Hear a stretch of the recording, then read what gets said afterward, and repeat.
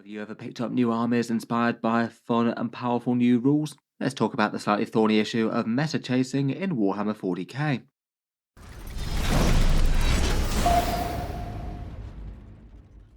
Hello and welcome back to Auspex Tactics, where today I thought it would be fun to talk a little bit about the philosophy of model collecting, and in particular focus on when people might be a bit more tempted to pick up an army or certain new models due to Games Workshop changing the rules around and making them super strong. Let's talk about what meta chasing is in Warhammer 40k, why people do it, some possible negatives to it if done so in the wrong way, and a few thoughts as to how I like to approach the balance of getting models between gameplay and fun miniatures. Starting at the most obvious point, what is meta chasing in Warhammer 40k then? Generally I'd say that probably quite a lot of people in the community have got a pretty good idea of what is meant if they're watching this video. Usually people in Warhammer tend to talk about meta armies as the ones that are at the top end of the current playing environment, things that are easier to win with, at least if their army is built in a certain way.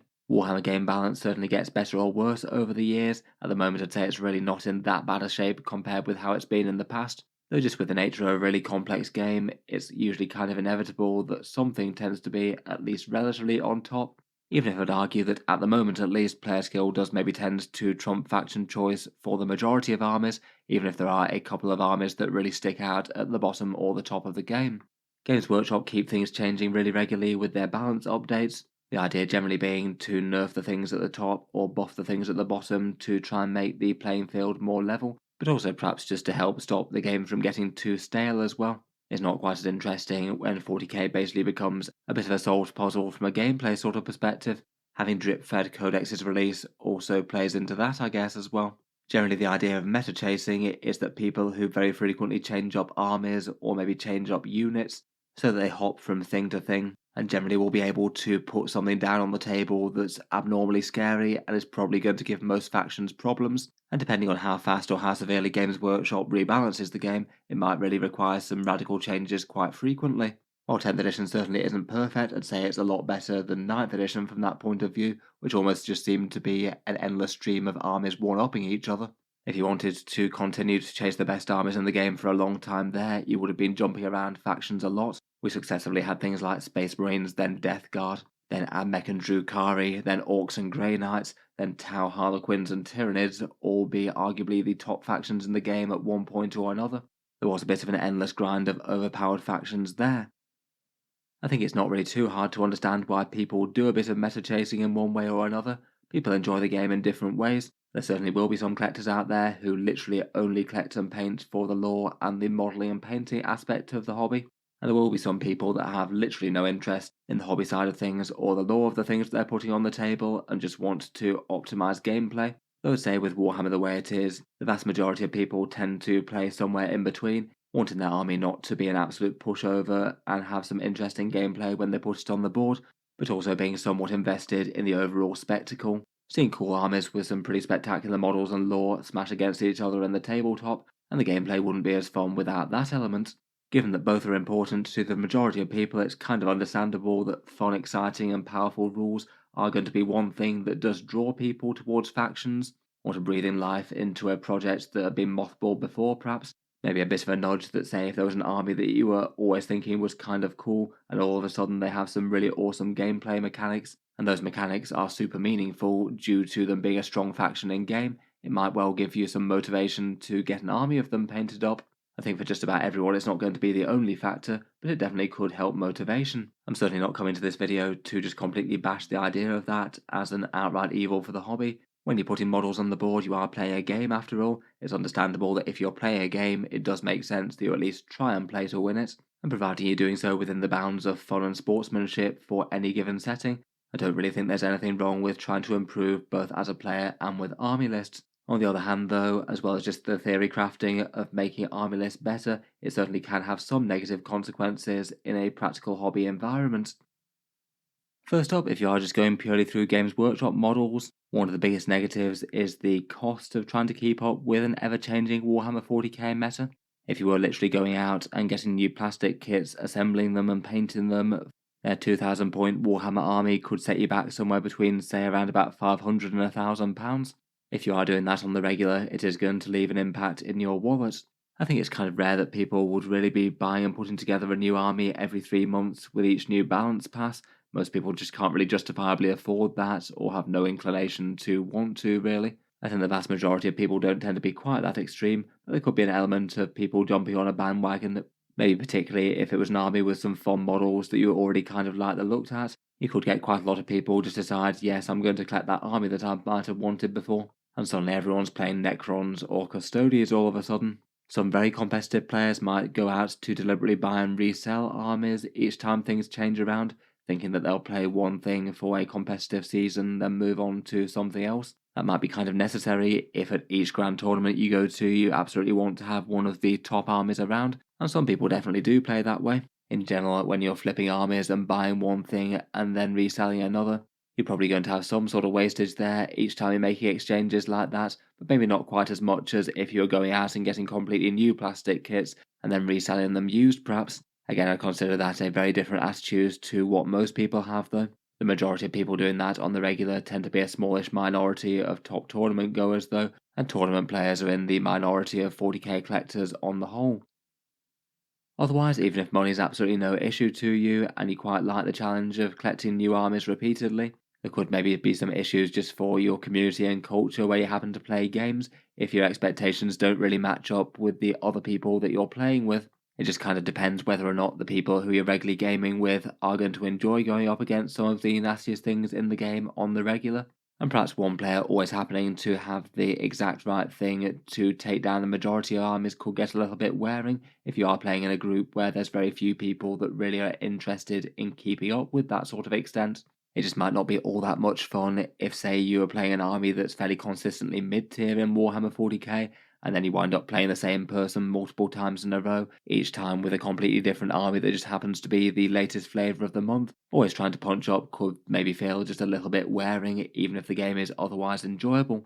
I feel like I've seen a couple of anecdotes on the channel for that, even for people who aren't necessarily spending huge amounts of money on things.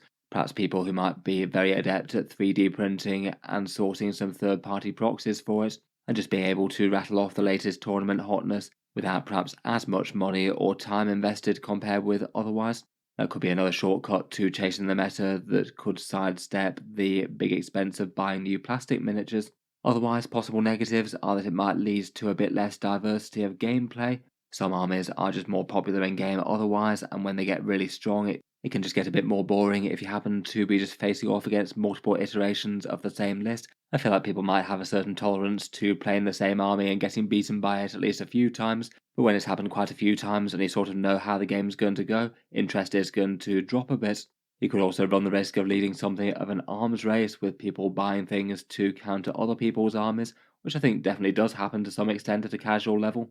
Perhaps particularly if one player's got an overly strong list, you might find other people techie up with the best cheese that their faction can bring to try and take it down. Maybe another one that doesn't tend to be quite as much at the forefront of people's mind is the sort of stigma that's being seen as a meta-chasing player can bring. I feel like it might not always be fairly proportioned out. I feel like there's a fair few people out there who've got nothing against playing against a fun opponent with a strong list that's painted nicely. But I guess if you are playing someone who's more likely to repeatedly be buying and selling and trying to trade in armies for the strongest stuff, there might be a little bit more chance that the army's just not quite as modelled as nicely. They're not quite as interested in having it a little bit more of a relaxed or a narrative type game, and there just might not be quite as much of a good matching of attitude for the one player to the other sometimes. As ever in Warhammer 40k, you sort of need to know what sort of game you're getting into with your opponent. If one person wants a slightly de-optimized, maybe more relaxed game, and the other person wants to practice for their next grand tournament, you might be playing at cross purposes there. I've definitely seen plenty of anecdotes of people who've had their army suddenly get massively overpowered by Games Workshop's latest update and seen that as a negative for their faction as well. Maybe in recent times that's most notable with Eldari, who with their strong list were pushing at a 70% odd win rate at the start of 10th edition, and it was maybe kind of hard to build any sort of balanced list for them that wasn't at least a fair challenge for other players to beat if played somewhat well. It can potentially be a bit of a negative if, say, you were an Eldari collector from 9th edition, had just built up a fairly fun, fluffy and balanced list that you were enjoying, and all of a sudden you might have people moaning about the overpoweredness of your faction or not wanting to play games against them for perception of it being unfair. And I feel like when that's the case, there's often a bit of onus on the person who's collecting that army to say, yes, I was collecting them before it got cool. And some anecdotes of people just outright shelving their collection at a more casual level if they think it's going to give them a bad rep to just be always beating people with the strong faction, or perhaps to avoid the baggage that people might have from just internet related discussion about how something is so massively overpowered. Otherwise, for another couple of potential downsides, bear in mind that net listing might not even work. You might literally go out and buy the latest Grand Tournament winning list, but if you've got no idea really how to play it to that same sort of high level, you certainly might not necessarily get the same results. Some factions really aren't too hard to figure out and play. Generally, things like Custodians, Knights, and maybe Necron Catan are fairly easy to use, but there might be armies that are consistently topping tournaments that actually aren't really that easy to play for the average player who's newer to the army. I know I've certainly had a few experiences at tournaments where I've played against players who quite clearly have written themselves a very strong list, but then not really played it in the way that I would have expected them to, and had a bit more of an easy game than I would have guessed. Another thing that seems to happen as well with Games Workshop making some units and armies better are causing supply issues. If everyone's jumping on a bandwagon, then you might well have certain units just get out of stock from Games Workshop for a while. For example, in early 10th edition, Gladiator Lancers and Land Raiders suddenly getting good caused them to be out of stock for really quite a long time. Might not be the most helpful for more casual players that might have wanted to acquire those units. I'm sure that is to at least a small part Games Workshop's intention. Regular shake-ups can keep people interested and collecting new things.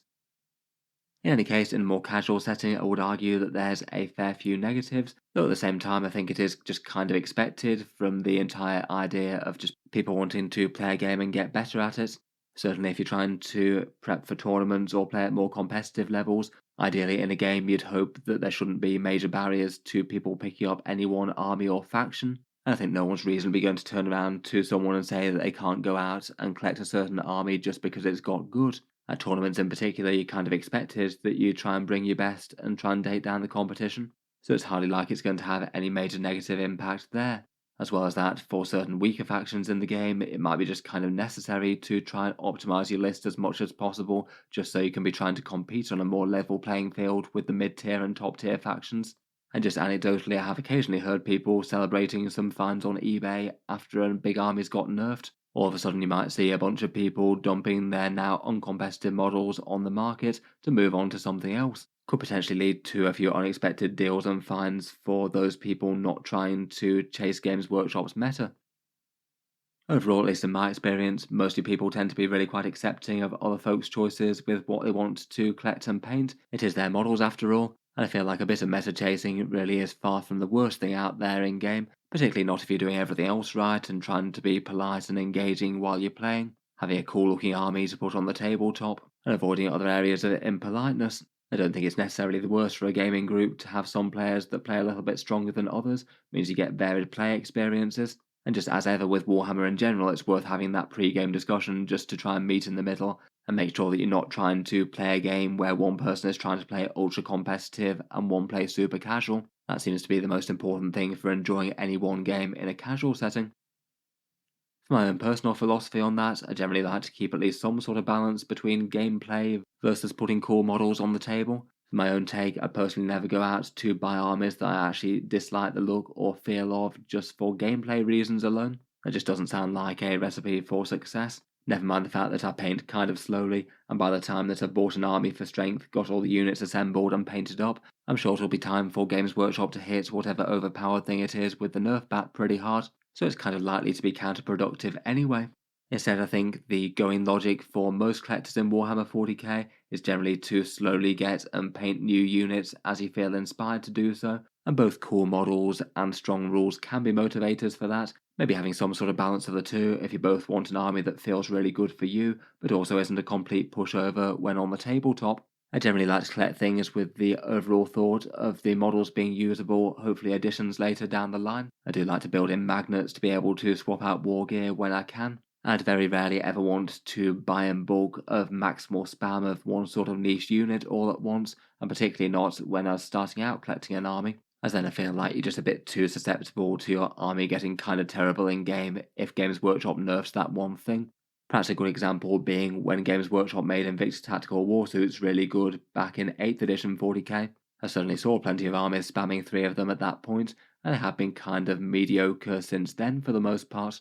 In general, I like to try and collect sustainably, and I don't really like selling things if I can possibly avoid it, certainly not for in-game rules changes or disappointing codexes or anything like that. In general, with the points adjustments and rules changes, things do eventually tend to cycle back around sooner or later. And rather than just sell out of a force, which I put significant amounts of hobby time into, I'd much rather keep that till a later date, pushed on the back burner if it's really unplayable in game. Maybe ready to rise from the ashes with a new rules update, or if I feel like adding some other cool miniatures to the army.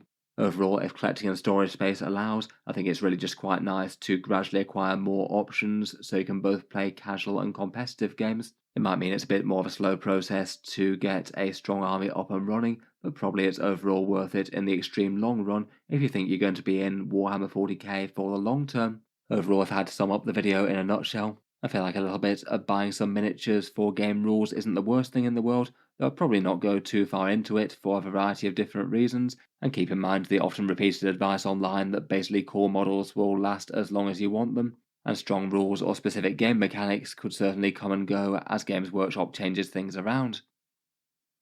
In any case, let me know what your thoughts are down in the comments below. What's your take on meta chasing in Warhammer 40k? Is it something that you're guilty of yourself, or do you have people in your play group that might exemplify that a bit more than you think they should? Look forward to hearing your thoughts and ideas down in the comments. If you've enjoyed the video and you'd like to see more like this, then feel free to subscribe to Auspex Tactics. I'll certainly keep the regular 40k videos coming, and I do tend to post new ones just about every day.